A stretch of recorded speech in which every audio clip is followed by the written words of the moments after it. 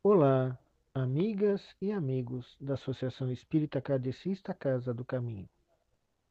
Agradecemos ao convite de estar com vocês nesta oportunidade para esta conversa amiga, este bate-papo sobre a nossa querida doutrina espírita. Antes de iniciarmos a nossa conversa, o nosso bate-papo, elevemos o nosso pensamento ao nosso querido Mestre Jesus, a Deus nosso Pai, aos queridos benfeitores da espiritualidade que nos assistem, agradecendo a oportunidade de aqui estarmos reunidos através dos meios eletrônicos, mas irmanados pelos pensamentos e pelo ideal do bem e o desejo de aprendizado, que possamos, querido Mestre Jesus, recebermos a inspiração desses queridos companheiros da espiritualidade maior para tratarmos dos seus ensinamentos à luz da doutrina dos Espíritos. Muito obrigado, querido Mestre, se conosco hoje e sempre. Que assim seja, graças a Deus. Eu sou Marco Oliveira, do Centro Espírita Adolfo Bezerra de Menezes, ali do Jardim Helena, e estaremos hoje conversando e refletindo sobre o tema Deus está em toda parte. Esse tema ele está contido na Revista Espírita de 1866, no mês de maio. E é uma verdadeira aula que Kardec nos traz sobre como entendermos essa presença divina em toda parte. Antes de iniciarmos esse bate-papo sobre o tema, vamos lembrar, e eu sei que todos vocês da Casa do Caminho são muito estudiosos, né? Sempre estão nos cursos, sempre estão aprendendo tanto no Evangelho segundo o Espiritismo, Livro dos Espíritos, Livro dos Médiuns, toda a obra, as obras fundamentais espíritas vocês estudam. Mas no Evangelho segundo o Espiritismo, lá na folha inicial do Evangelho, tem lá uma pequena frase embaixo do título, que é a seguinte frase: só é verdadeira fé capaz de encarar a razão face a face em todas as épocas da humanidade. Essa frase ela foi retirada do capítulo A Fé que Transporta Montanhas, que está no Evangelho mesmo, no Evangelho segundo o Espiritismo. E aí demonstra como Kardec, como Allan Kardec, ele nos traz na doutrina espírita a reflexão, o pensamento do que é a fé. Só é verdadeira fé capaz de encarar a razão. Então, a razão, em termos assim, então a fé raciocinada, a, sabemos, né? Cremos, mas saber o motivo, sabemos o motivo porque nós acreditamos. Então, isso vai permear toda o nosso estudo da doutrina espírita, né? A razão, o bom senso, refletindo sempre sobre tudo aquilo que nos é trazido. Tanto que numa outra passagem das obras fundamentais, se eu não me engano, está no Livro dos Médiuns, a frase de Erasto, quando ele diz que mais vale rejeitar 10 verdades do que aceitar uma única mentira, uma única ideia falsa. Então, a seriedade que é dado ao estudo, ao entendimento na doutrina espírita dos ensinamentos de Jesus, né, que estão contidos nos evangelhos, mas também de todo o conhecimento humano, seja no campo da filosofia, no campo da ciência, todo conhecimento humano é tratado com seriedade, com cuidado, com respeito, tanto por Kardec, quanto também pela pleiade de espíritos que compõem, né, a equipe de trabalho do Espírito Verdade. E dando né, breve introdução sobre as nossas reflexões de hoje, nosso tema é Deus está em toda parte, como eu disse, está na Revista Espírita de 1866, no mês de maio. E Kardec, ele inicia as reflexões sobre esse tema da seguinte forma: como é que Deus, tão grande, tão poderoso, tão superior a tudo, pode envolver-se em detalhes pequenos, preocupar-se com os menores atos e os menores pensamentos de cada indivíduo? Tal é a pergunta feita muitas vezes. Em seu estado atual de inferioridade, só dificilmente os homens podem compreender Deus infinito, porque eles próprios são circunscritos.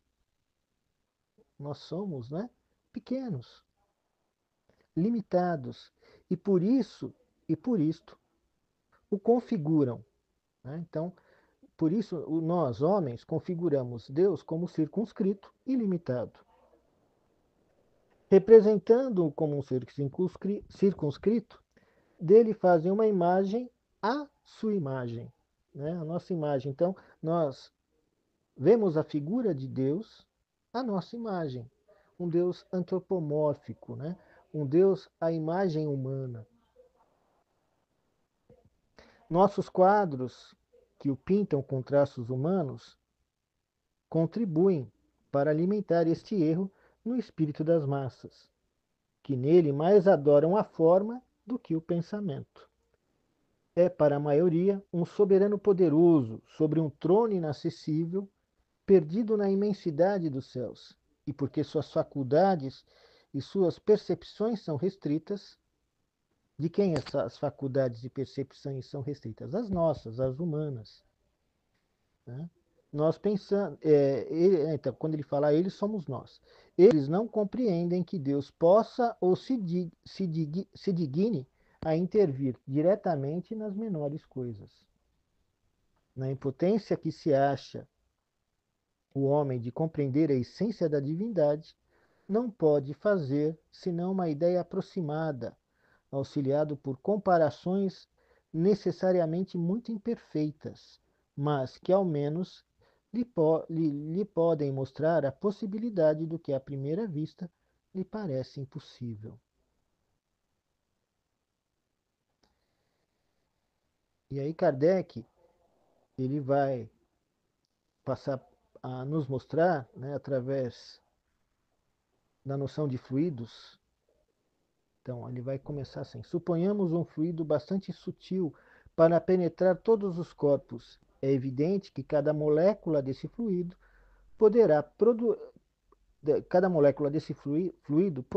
produzirá, sobre cada molécula da matéria com a qual está em contato, uma ação idêntica à que produziria a totalidade do fluido. É o que a química nos mostra a cada passo. Não sendo inteligente, esse fluido age mecanicamente, apenas pelas forças materiais. Mas, se o supusermos esse fluido dotado de inteligência, de facilidades perceptivas e sensitivas, ele agirá não mais cegamente, mas com discernimento, com vontade e liberdade. Verá, ouvirá e sentirá. As propriedades do fluido perispiritual deles nos podem dar uma ideia. Ele não é inteligente por si mesmo, porque é matéria, mas é o veículo do pensamento, das sensações e das percepções do espírito. É em consequência da sutileza desse fluido que os espíritos penetram por toda parte. É que são capazes de penetrar os nossos pensamentos, que vêm e agem à distância, e é a esse fluido, chegado a um certo grau de depuração, que os espíritos superiores devem o dom de estar em todos os lugares, né? Eles, é, o termo que se chama ubiguidade, né? Que é a capacidade que o espírito tem de se projetar em diversos lugares, simultaneamente. Basta um raio de seu pensamento dirigido para diversos pontos para que ele possa se manifestar, para que aí possa manifestar sua presença simultânea. A exceção dessa faculdade está subordinada ao grau de elevação e de depuração do espírito.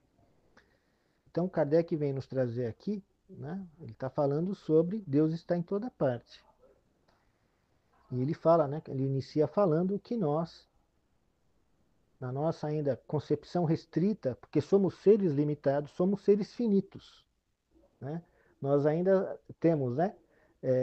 No nosso grau evolutivo atual, o nosso entendimento, a nossa capacidade de entendimento é muito pequena. Tanto é que quando Kardec, no Livro dos Espíritos, faz a pergunta sobre poderemos conhecer Deus em essência, os espíritos respondem a Kardec que não, porque nos falta um sentido. E não é, e o sentido que nos falta é sentidos mesmo. Nós temos conhecido 5 sentidos, né? Audição, olfato, tato, paladar, visão. Mas existem outros sentidos além desses, né? Que algumas pessoas, com a condição de trabalharem mediunicamente, vão ter, né? Vão ter a visão espiritual, vão ter a audição espiritual, serão capazes de ver e ouvir em frequências que a maioria de nós, circunscrita pela matéria, não é capaz de ouvir. Existem outros sentidos que precisam ser aprimorados por nós, espíritos encarnados, que vão ser aprimorados à medida que nós vamos evoluindo. Mas no momento nós temos essas restrições. Então aí Kardec fala que em virtude dessa nossa capacidade limitada de entendermos, de vermos o mundo, de percebermos tudo ao nosso redor, nós também tivemos essa mesma percepção de Deus, circunscrita e limitada. Fizemos Deus à nossa imagem, uma figura, né, com uma figura humana, né? Lembram lá de Deus lá, aquele senhor barbado, né, com barbas brancas, sentados num trono? Então, nós fazemos uma imagem, né, antropomórfica, né, uma forma humana a Deus. E assim nós acreditamos ao longo desses milênios todos. E Kardec, então, vai falar que nós temos essa imagem. Aí ele começa, então, a explicar para nós que aí ele vai, para que nós possamos entender essa questão de Deus em toda parte, ele vai falar: suponhamos que exista um fluido e que esse fluido seja bastante sutil, bastante quintessenciado, né? Quintessência da matéria, bastante sutil, bastante é, essa essência bem eterizada, bem espiritualizada, capaz de penetrar todos os corpos.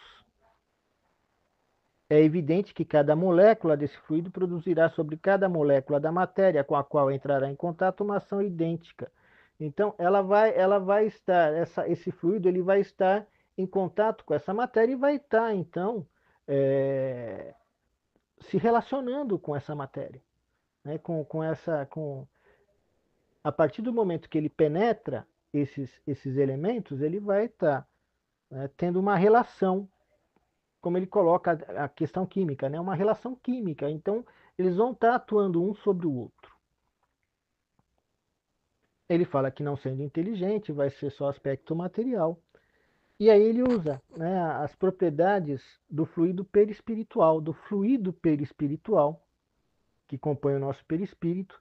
E ele fala que, então, o perispírito, ou o fluido perispiritual, ele é o veículo do nosso pensamento, enquanto espíritos. E é esse fluido perispiritual que vai servir, né, para todas as manifestações do espírito, principalmente os espíritos, né, que ele coloca aqui, são os espíritos superiores, que ele fala, né, que é esse fluido, né, ele não é inteligente por si mesmo. Então, esse fluido ele não é inteligente, mas ele é o veículo da inteligência. Ele é o veículo do pensamento, das sensações e das percepções do espírito.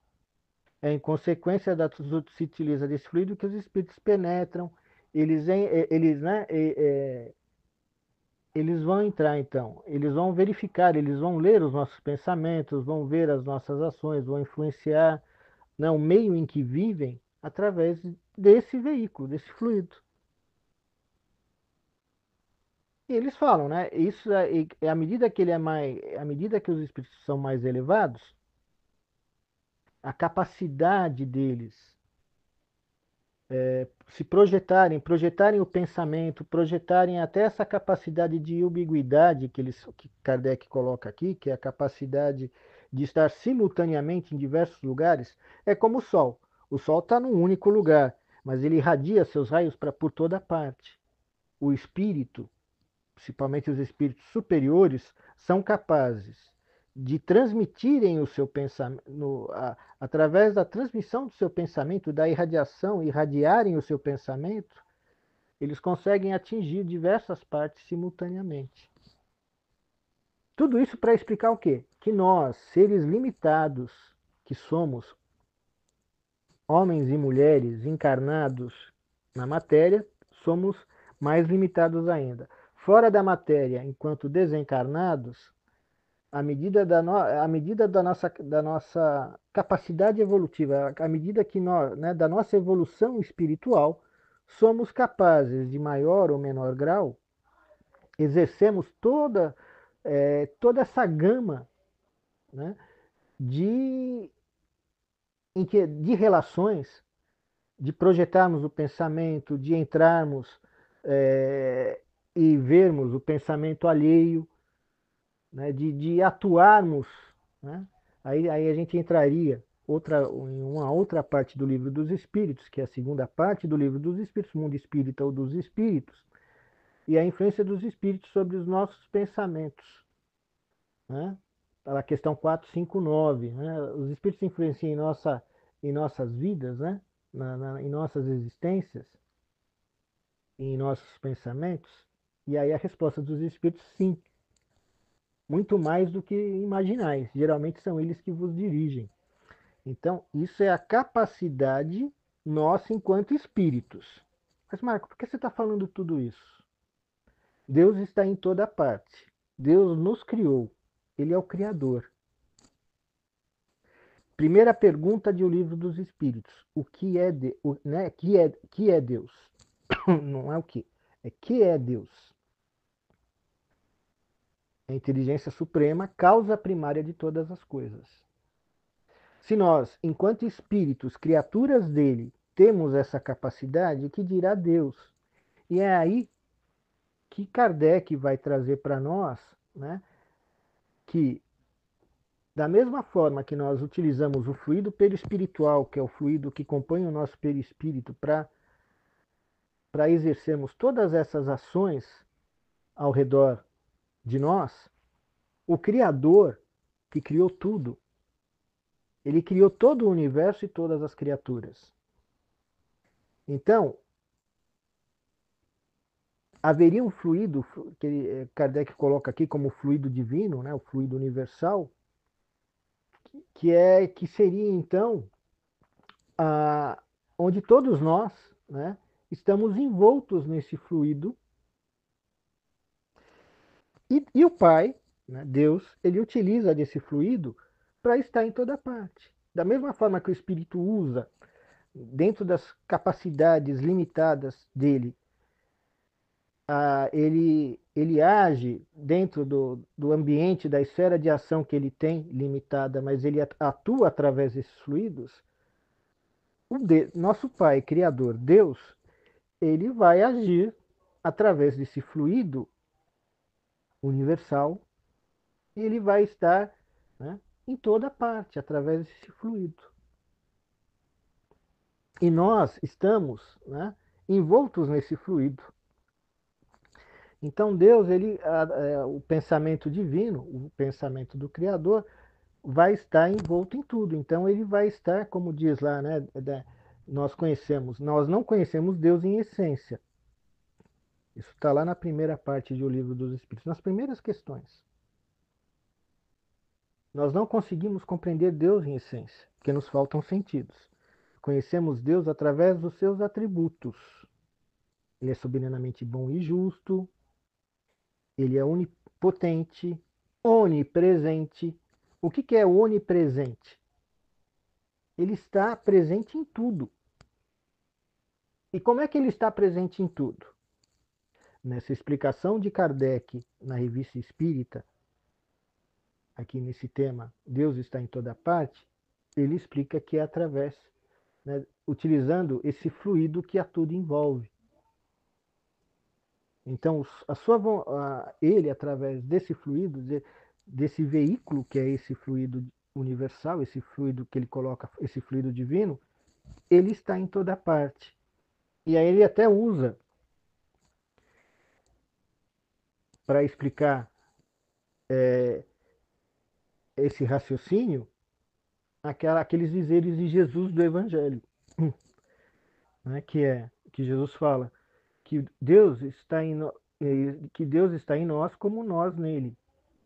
Deixa eu ler aqui esse trechinho aqui para ficar mais claro para nós. Só um instantinho.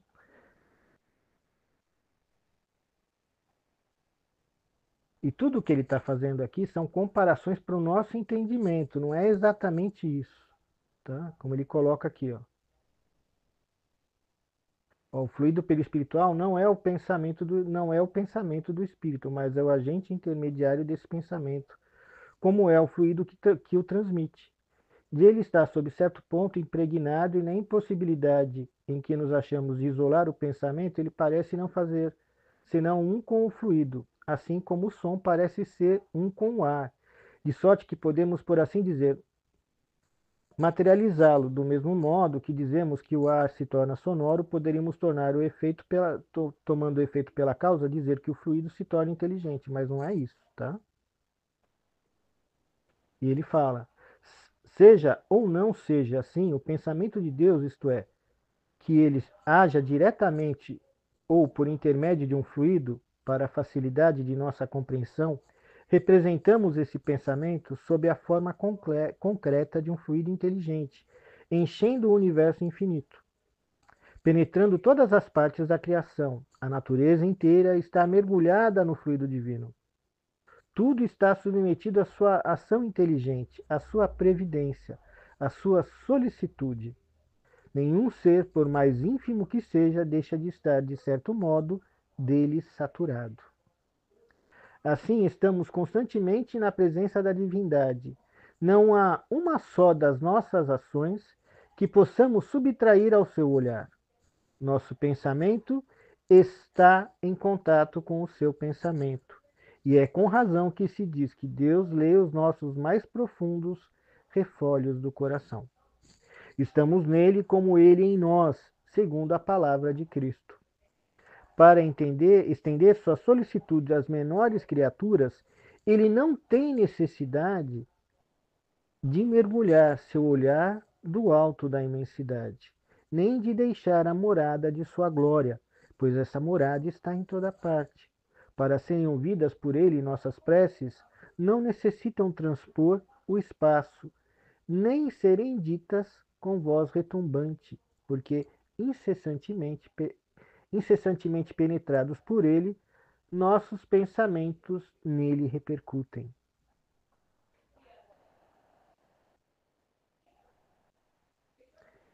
Então nós vemos aí, né, que como é que se processa. Kardec ele consegue trazer para o nosso raciocínio através dessas comparações que ele diz exatamente no texto, que são comparações para entendimento.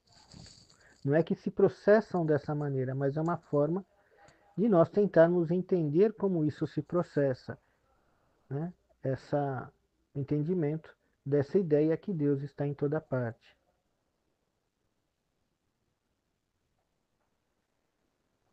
E isso a gente vai, né, vai entendendo que Ele fala assim: a imagem de um fluido inteligente universal evidentemente não passa de uma comparação, mas própria a dar uma ideia mais justa de Deus que os quadros que o representam sob a figura de um velho de longas barbas, envolto num manto.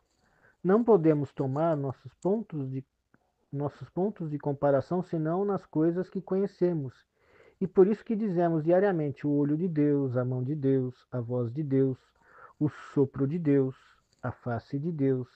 Na infância da humanidade, o homem tomava essas comparações ao pé da letra. Mais tarde, seu espírito mais apto a aprender as abstrações espiritualiza as ideias materiais. A ideia de um fluido universal inteligente penetrando tudo, como seria o fluido luminoso, o fluido calórico, o fluido elétrico ou qualquer outro, se eles fossem inteligentes, tem o objetivo de fazer compreender a possibilidade para Deus de estar em toda parte, de ocupar-se de tudo, de velar pelo broto da erva como pelos mundos. Entre ele e nós, a distância foi retirada. Nós compreendemos a sua presença. E esse pensamento, quando a ele nos dirigimos, aumenta a nossa confiança, porque não mais podemos dizer que Deus está muito longe e é muito grande para se ocupar de nós. Mas este pensamento tão consolador para o humilde e para o homem de bem,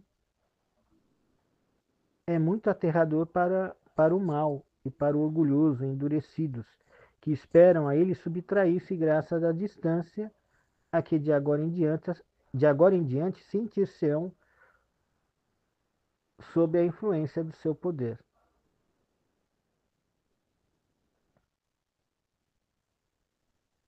E aí Kardec continua: nada nos impede de admitir, para o princípio de soberana inteligência, um centro de ação, um foco principal radiando sem cessar, inundando o universo com seus eflúvios, como o Sol com a sua luz. Mas onde está esse foco? É provável que ele não esteja mais fixo num ponto determinado do que a sua ação. Se simples espíritos têm o dom da ubiguidade, essa faculdade para Deus deve ser sem limites. Enchendo Deus o universo, poder-se-ia admitir, a título de hipótese, que esse foco não necessita transportar-se e que ele se forme em todos os pontos onde a sua soberana vontade julgue, a propósito, produzir-se, de onde se poderia dizer que ele está em toda parte e em parte alguma. Diante desses problemas insondáveis, nossa razão deve humilhar-se. Deus existe. Não poderíamos duvidar. Ele é infinitamente justo e bom. É sua essência. Sua solici... É a sua essência. Sua solicitude se estende a tudo.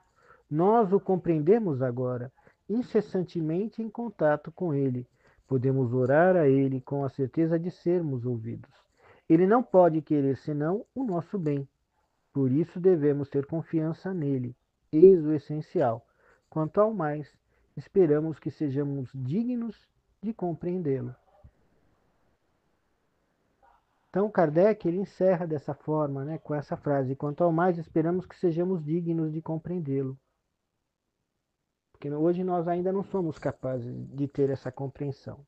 Nós o reconhecemos através dos seus atributos, da sua bondade, da sua solicitude, do seu amor por todos nós. Kardec ele vem aqui nesse estudo, nessas reflexões, né, nos aproximar, tentar nos fazer, por comparação, entendermos como é que Deus estaria em tudo. É uma forma de nós, né, como eu falei no início, de nós entendermos através da razão. Não, não somente pela crença, porque alguém nos disse. Né? Ó, Deus está em tudo, é o que basta para você saber. Aí, esse estudo né, que Kardec nos faz sobre Deus está em toda parte, não é simplesmente dizer que ele está em tudo, mas então é utilizando da nossa condição de entendimento, ele nos traz elementos para podermos entender, compreender, raciocinar, porque Deus estaria por toda parte. E essa compreensão que ele nos deu nesse tema nos aproxima, né, dessa certeza da existência de Deus e dessa proximidade de Deus conosco, que está junto a nós o tempo todo. Porque, como ele disse naquele trecho, né, nós estamos envolvidos por esse fluido divino, esse fluido universal, por esse veículo da vontade, do pensamento criador. E como Jesus disse, ele está conosco assim como nós estamos com ele. E essa certeza que nós nunca estamos desamparados, ela é consoladora, ela é fortalecedora. E é aí que nós temos, né, que agradecer, né, tanto ao nosso querido Mestre Jesus, que há mais de 2000 anos vem nos ensinando essa, essa certeza da figura, né, desse amor divino por nós. Ele trouxe a figura do Deus Pai, do Deus Criador. Antes de Jesus era o Deus dos exércitos, era aquela figura, né, rancorosa e muitas vezes brutal que nós vimos, não só no Antigo Testamento, né, o Deus dos exércitos, mas em todas as religiões da antiguidade. E aí Jesus, quando ele nos traz a Boa Nova, ele nos traz a noção do Deus Pai, a noção do Deus amoroso, de Deus, né, do Pai que quer o bem do seu filho, que reconhece todos os seus filhos da mesma forma. Mesmo o bom filho que está ao seu lado, como aquele pródigo que pede toda a fortuna, sai para gastá-la no mundo, né? Sai e aí, né, com descuido pela sua herança, por aquilo que o pai lhe concedeu, ele vai, ele gasta, ele se coloca em excessos, ele se perde, mas depois ele se reencontra quando ele está lá perdido e alquebrado. Aí ele se lembra do carinho que o pai tinha, do cuidado que ele tinha na casa do pai e retorna. E o pai, ao invés né, de puni-lo ou de repreendê-lo, não, o acolhe né, paternalmente, amorosamente, e fala: o meu filho voltou ao lar. Né? Então ele tem esse cuidado. E é essa imagem, essa certeza consoladora que o Espiritismo vem através, né, nos trazer novamente essa imagem do Deus amoroso, do Deus solícito, que quer o bem não só de nós, seres humanos, mas de todas as suas criaturas, desde o tenro broto que está no chão, do verme que está lá fecundando o solo, como também das aves do céu. Então a gente vê que toda essa solicitude divina está em tudo e em toda parte. Mas pela nossa compreensão, não simplesmente porque nos disseram é assim, mas porque nós refletimos sobre isso. E quando nós refletimos, quando nós pensamos e nós raciocinamos sobre os motivos, nós aceitamos não somente pelo intelecto ou apenas pela emoção, mas pela soma dos dois, vem a compreensão que Kardec coloca ali no final do texto, que possamos compreender a Deus. A compreensão é a soma do que nós entendemos pela emoção e pela razão. E aí, né, esse conhecimento ele é absorvido, ele é interiorizado em nós. E nós aí sabemos o motivo. E aí nós cremos porque sabemos, porque aceitamos crer, porque nós entendemos o objeto da nossa crença. E só temos a agradecer, né, irmãs e irmãos, por toda essa oportunidade que o Espiritismo, essa doutrina abençoada, nos dá de aprendizado, de entendimento. de não apenas entendermos a existência da vida, da existência divina, mas também de nos compreendermos a nossa natureza, a nossa possibilidade de crescimento, a nossa possibilidade de evolução. Entendermos que cada etapa, cada nova existência planetária, cada nova reencarnação é um capítulo no livro de nós espíritos imortais que somos, nesse crescimento, nessa evolução. Só temos a agradecer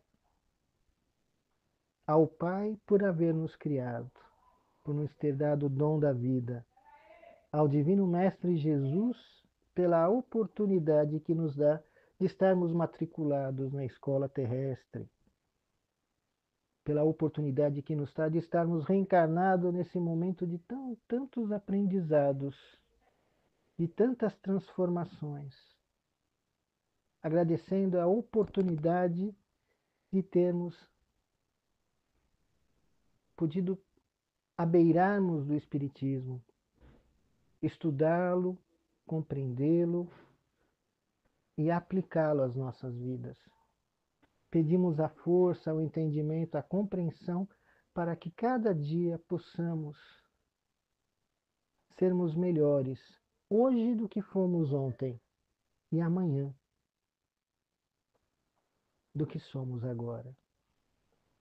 Agradeço a presença de todos vocês que estão e estarão conosco, agradecendo novamente aos dirigentes dessa querida casa, Casa do Caminho, pelo convite e agradecendo essa oportunidade abençoada de refletirmos. Que possamos envolver carinhosamente a todos aqueles que estão conosco, que estarão, suas famílias, a todo o nosso planeta Terra, aos dirigentes das nações, aos povos, em especial aqueles que se encontram em conflitos, para que possam, Senhor, entenderem a beleza da vida, a oportunidade abençoada de crescimento, de evolução, de aprendizado, e que possamos nos tornar, cada um de nós, instrumentos de tua luz e de teu amor, querido Mestre, tornando-nos instrumentos de transformação, transformando a nós mesmos, a nós próprios, nessa caminhada de encontro a um mundo melhor. Muito obrigado, querido Mestre, e obrigado a todos, e que estejamos juntos numa próxima oportunidade. Que assim seja. Graças a Deus.